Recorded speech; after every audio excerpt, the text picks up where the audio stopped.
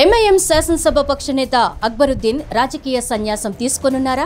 ఈ మేరకు బలమైన సంకేతాలిచ్చారా? అయితే తన రాజకీయ వారసత్వాన్ని ఎవరికి అప్పగించనున్నారు? అసలు ఆయన ఎందుకు రాజకీయాల నుంచి తప్పుకోవడం? దీని వెనుక ఉన్న కారణాలేంటి? సలావుద్దీన్ ఓవైసీ నుంచి మజ్లిస్ పార్టీని దశాబ్దాలుగా హైదరాబాద్ పార్లమెంట్ పరిధిలోని ప్రజానికం ఆదరిస్తోంది. ఎన్నోసార్లు సలావుద్దీన్ ఓవైసీ గెలిచి ఎంపీ అయ్యారు. ఆయన స్థాపించిన మజ్లిస్ పార్టీ నుంచి ఎందరో ఎమ్మెల్యేలు కూడా అయ్యారు. ఇక తండ్రి నుంచి రాజకీయ వారసత్వాన్ని పెద్ద కుమారుడు అసదుద్దీన్ ఓవైసీ స్వీకరించారు. ఇక చిన్న కుమారుడు అక్బరుద్దీన్ ఓవైసీ కూడా యంగ్ టర్క్ గా పార్టీలో చలామణి అవుతూ వచ్చారు. ఈ ఇద్దరు బ్రదర్స్ మజ్లిస్ కి రెండు కళ్లుగా ఉంటూ పార్టీని విజయ తీరాలకు చేర్చడమే కాకుండా ఎన్ని విపరిణామాలు వచ్చినా జెండా ఎగిరేలా చేసుకుని వస్తున్నారు. ఇందులో అసదుద్దీన్ ఓవైసీ ఎంపీగా, అక్బరుద్దీన్ ఓవైసీ ఎమ్మెల్యేగా గెలిచారు. అయితే తమ్ముడు చాంద్రాయణగుట్ట ఎమ్మెల్యే అక్బరుద్దీన్ రాజకీయాల నుండి రిటైర్ కావాలని చూస్తున్నారని అంటున్నారు. ఆయన ఈ మేరకు సంకేతాలు కూడా పార్టీ నేతలకు ఇచ్చేశారని అంటున్నారు. ఆయన తెలంగాణ అసెంబ్లీలో మజ్లిస్ పార్టీకి ఫ్లోర్ లీడర్గా ఉన్నారు. అయితే ఆయన తాను ఇక చాలు రాజకీయం అని అనుకుంటున్నారట. తన అనుచరులు, పార్టీ నేతలకు, కార్యకర్తలకు కూడా ఆయన తాను ఇక రాజకీయాల్లో ఉండబోనని సంకేతాలు ఇచ్చేశారట. అటువంటి టాకౌట్ వినిపిస్తోంది. అక్బరుద్దీన్ ఓవైసీకి మంచి నాయకుడు, డైనమిక్ నేచర్ కలవారుగా పేరుంది. ఆయన మంచి వక్త కూడా. సబ్జెక్టు మీద ఎంతో పట్టు ఉంది. అసెంబ్లీలో ఆయన స్పీచ్కి ఫిదా అయ్యేవారు ఎందరో ఉన్నారు.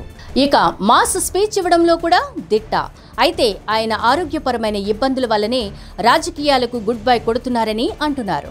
2011 సమయంలో అక్బరుద్దీన్ ఓవైసీపై ఒక భారీ దాడి జరిగింది.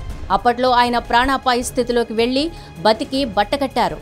గుర్తు తెలియని దుండగులు ఆయన మీద కత్తులతో, తుపాకులతో చేసిన తీవ్ర దాడికి ఆయనకు కడుపులో, ఇతర శరీర భాగాల మీద గాయాలయ్యాయి. ఆపరేషన్లు చేసి ఆయన శరీరంలో దూసుకుపోయిన బుల్లెట్లన్నీ తొలగించినా కూడా ఒకటి మాత్రం అలాగే ఉందని చెబుతున్నారు. దానివల్లనే ఆయన ఇప్పటికీ హెల్త్ పరంగా ఇబ్బందులు పడుతున్నారని, అందువల్లే ఆయన రాజకీయాల నుంచి తప్పుకుని పూర్తి కాలం విశ్రాంతి తీసుకోవాలని చూస్తున్నారని అంటున్నారు. అక్బరుద్దీన్ రాజకీయ సన్యాసం తీసుకుంటే మరి ఎంఐఎం పరిస్థితి ఏంటి అనేది కూడా ఆలోచన చేశారట. పార్టీ బాధ్యతలను తన వారసత్వానికి ఇవ్వాలని నిర్ణయించుకున్నారట. చాంద్రాయణగుట్ట అసెంబ్లీ సీటుకు అక్బరుద్దీన్ కుమారుడు నూరుద్దీన్ పోటీ చేస్తారని టాక్ అయితే గట్టిగా వినిపిస్తోంది. తండ్రి వెంటనే ఉంటూ రాజకీయం మొత్తం చూస్తున్న నూరుద్దీన్ కు పార్టీ క్యాడర్ని, అనుచరులను సన్నిహితం చేసే పనిలో అక్బరుద్దీన్ ఉన్నారని అంటున్నారు. 2029లో తెలంగాణకు ఎన్నికలు జరుగుతాయి. అంటే మరో 3 ఏళ్ల సమయం ఉంది.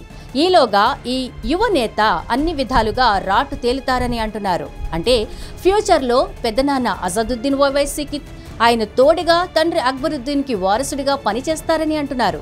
మొత్తానికి ఈ పరిణామం వల్ల మజ్లిస్లో అయితే కొంత నిరుత్సాహం ఉంది. కానీ యువనేతగా నూరుద్దీన్ రంగంలోకి దిగి కొత్త జవసత్వాలు మజ్లిస్ పార్టీకి అందిస్తారని అంటున్నారు విశ్లేషకులు. హిట్ టీవీ యాప్, ఇందులో short news, live news, entertainment shows, movies, digital magazines తో పాటు మీ జిల్లా వార్తలను కూడా ఫ్రీగా చూడొచ్చు.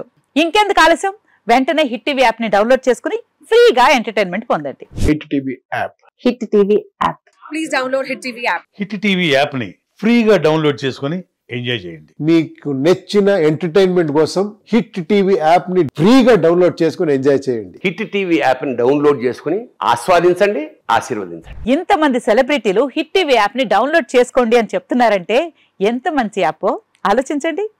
అమెరికా అమెరికా అమెరికా అమెరికాలో చదవాలనుకునే వాళ్ళకి విశ్వసనీయమైన పేరు మన శౌర్య కన్సల్టెన్సీ.